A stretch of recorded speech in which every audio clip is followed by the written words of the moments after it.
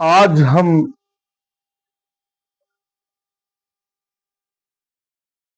यह आध्यात्मिक दौलत कहाँ मिलेगी, कैसे मिलेगी और कहाँ जाना पड़ेगा, आज इस विषय पर हम चिंतन करते हैं। यह हमारे मनुष्य शरीर का उद्देश्य कैसे पूरा होगा। वास्तव में संसारी ज्ञान को प्राप्त करने के लिए हमें शिक्षक की जरूरत होती है। शिक्षक हमें हम कैसे रहें, घर में कैसे रहें, देश में कैसे रहें, उठना बैठना बोलना चालना, ये सारी बातें हमें ये संसारी ज्ञान का पूरा ज्ञान हमें शिक्षक प्रदान करता है, देता है। लेकिन आध्यात्मिक गुरु की जरूरत अध्यात्म ज्ञान प्राप्त करने के लिए होता है। वही हमें रास्ता बताता है कि प्रभु का दर्शन कैसे हो, और वही ज्ञान देकर के हमें प्रभु का दर्शन भी करा देता है। इस शरीर का पूरा उद्देश्य हमेशा हमेशा के लिए प्रभु की गोद में बिठा देता है। इस धरती पर ऐसे जानकार आध्यात्मिक संत हमेशा रहते हैं, स्वयं में प्रभु प्रभु से आते जाते मिलते रहते हैं, आते जाते रहते हैं, और उन्हीं की प्रेरणा से ये हम जीवों को भी वहां पहुंचाने का काम करते हैं। उन्हीं को मुर्शिदे कामिल, स्पिरिचुअल मास्टर, समर्थ गुरु आदि कई नामों से उनको पुकारा जाता है।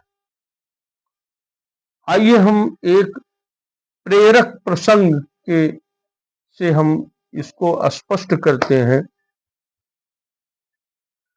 कि बहुत समय पहले की बात है कि रूस में एक राजा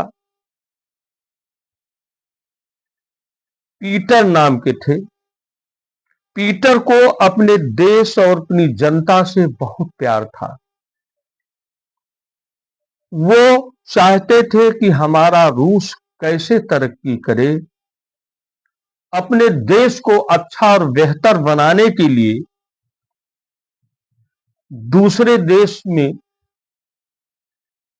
जाते थे, कारखानों से जानकारी लेते थे और वहां सीखते थे और आकर के अपने देश में उसको लागू करते थे। एक दिन उनको ये पता चला कि कुछ समय पहले रूस के कुछ लोग देश से निकाल दिए गए थे। उनकी स्थिति और उनकी जानकारी करने के लिए पीटर खोजबीन में लग गया। होते करते उनको पता चला कि वो लोग हाईलैंड में पहुंच गए और वहीं मजदूरी करते हैं और वहीं अपना पेट पालन करते हैं। पीटर हाईलैंड गया और उन लोगों से मिला, देखा और वहां मजदूर बन करके उनके साथ रहने लगा, उनसे बातचीत करने लगा। पता चला, उनसे पूछा तो लोग बताने लगे कि मैं रूस का रहने वाला हूं, वहां हम लोगों को देश से निकाल दिया गया, हम अपने पेट पालने के लिए हाईलैंड पहुंचा हूं। पीटर को पता चल गया कि ये सब हमारे ही देश के हैं, हम कैसे इनको अपने देश ले चलें। इसके लिए वो मजदूर बनकर उन लोगों के साथ रहने लगा। उनको अपनी धरती, अपने देश के प्रति प्रेम की भावना जागृत करना शुरू कर दिया। होते करते उनको अपने घर, अपने बाल बच्चे सबके विषय से देते हुए उनको अपने देश के प्रेम में बांध दिया।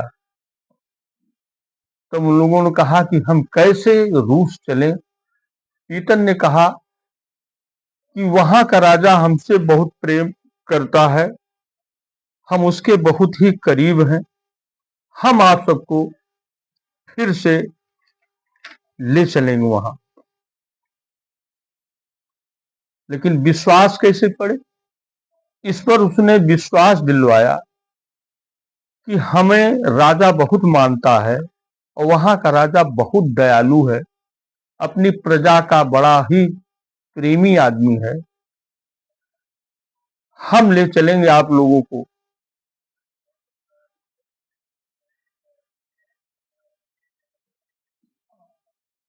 हम पहुंचाएंगे वहां। पीटर से उन लोगों ने कहा कि कैसे हम इतनी दिन दिन से यहाँ रहते हैं और यहाँ वहां सब लोग भूल गए होंगे, हम कहाँ जाएंगे, कैसे जाएंगे। पीटर ने कहा ये सारी व्यवस्था हम वहां आपको करवाएंगे उस राजा के माध्यम से, आप चिंता मत कीजिए, केवल आप लोग सब तैयार हो जाइए रूस चलने के लिए। और मैं वादा करता हूं कि आप लोगों को वो राजा प्रेम करेंगे जब बताएंगे सारी बातें। यह बातें सुन करके वो लोग तैयार हुए, चलने को तैयार हो गए। पीटर के नेतृत्व में रूस लौटने के निकल पड़े।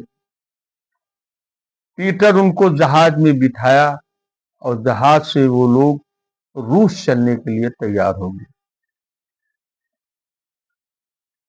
जब रूस के बंदरगाह पर पीटर पहुंचता है तो उनकी उनकी अगवानी करने के लिए रूस के लोग बैंड बाजा और भव्य स्वागत बाजे गाजे के साथ किया। इससे उन लोगों को ये हुआ कि बताइए, इसका मतलब है कि दमदार है। फिर उसके बाद पीटर अपने राजमहल में पहुंचा तो उनकी आरती उतारी गई। यह देख करके मजदूर लोग और प्रसन्नित हुए कि ये वास्तव में दमदार है, बहुत अच्छा है। पीटर वास्तव में राजा का खास मित्र ही नहीं, वह स्वयं राजा था। असली राजा पीटर ही था।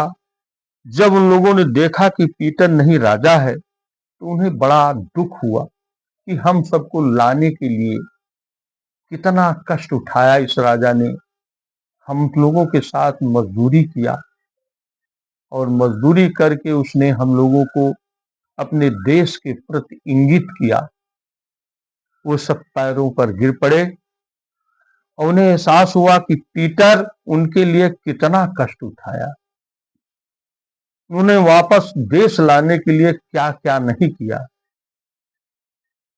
इसी प्रकार यह आत्मा इस संसार में आकर, इस भौतिक जगत में आकर के इसी को मान लिया है, यही संसार को ही मानना शुरू कर दिया कि यही मेरा सब कुछ है। जब तकलीफ बढ़ती है और जब यह मालिक को पुकारता है तब प्रभु संत के रूप में यहाँ उपस्थित होते हैं, आते हैं, जियों का रास्ता बताते हैं और अपने घर ले जाने के लिए इनको तैयार करते हैं और पहुंचा देते हैं। वास्तव में सहजोबाई एक महापुरुष हुई हैं। उन्होंने कहा 7 गुरुओं के विषय में बताया कि प्रथम गुरु है पितु और माता, रक्त बीज के हैं वो दाता। दूसर गुरु भई वो दाई, रक्त बास की मैल छुड़ाई। तीसर गुरु नाम जो धारा, जाकर लेकर गांव पुकारा। चौथा गुरु शिक्षा दीन, तब संसारी मार्ग तीन। पांचवा गुरु दीक्षा दीन, तब राम नाम कर सुमिरन कीन। छठवां गुरु भरम को तोड़ा, ओंकार से नाता जोड़ा। सतवां सतगुर शब्द गहावा, और ये जहां का जीव तहां पहुंचावा। इस जीव के लिए सदगुरु ही एक ऐसा माध्यम है कि इसे अपने देश पहुंचा सकता है। इतिहास ये बता रहा है कि गुरु की जरूरत सबको पड़ती है। गुरु दो प्रकार के होते हैं, एक विद्या गुरु और एक आध्यात्मिक गुरु। दुनिया की चीजों को बताने वाला ये संसारी गुरु होता है, विद्या अध्ययन करने वाला गुरु होता है, अध्ययन कराने वाला गुरु होता है। और आध्यात्मिक गुरु वो होता है जो आत्मा को परमात्मा से मिला देता है। यह प्रमाण मिलता है कि भगवान राम के जो संसार की विद्या का, योग की विद्या का ज्ञान देने वाला विश्वामित्र गुरु थे, और आध्यात्मिक गुरु गुरु वशिष्ठ थे। और भगवान श्री कृष्ण के विद्या गुरु संदीपन थे, और आध्यात्मिक गुरु सुपक्ष नाम के डोम जी थे। इस प्रकार इस जीवात्मा का कल्याण करने वाला सद्गुरु होता है, आध्यात्मिक गुरु होता है। हम जब तक आध्यात्मिक गुरु से नहीं मिलते हैं तब तक इस जीव का कल्याण नहीं होगा। हम इसी शरीर में ही मरते हैं। कितनी बार मरे, कितनी बार पेड़ हुए, कितना क्या क्या हुआ, यानी आप कितनी बार 84 लाख योनियों से भ्रमण करने के बाद यह मनुष्य शरीर आपको बड़े भाग्य से मिली है। मैं आप लोगों से निवेदन करेंगे कि ऐसे गुरु की तलाश करके, उसकी शरण में पहुंच करके, आत्मज्ञान की शिक्षा लेकर के हम लोग उनके साथ यहाँ इस संसार से छोड़ करके उस संसार में अध्यात्म में पहुंचे। इन्हीं शब्दों के साथ मैं अपनी वाणी को विराम देते हैं। जय हिंद, जय भारत।